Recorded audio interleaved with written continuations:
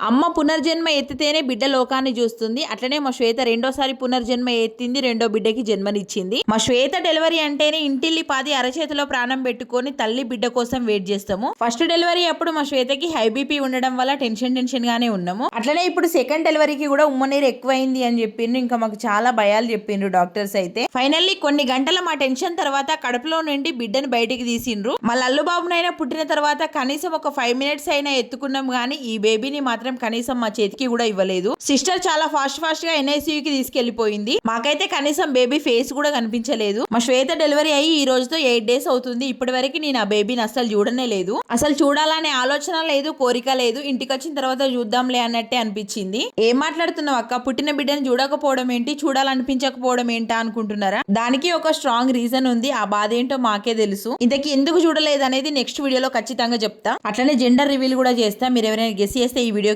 Comment చేయండి.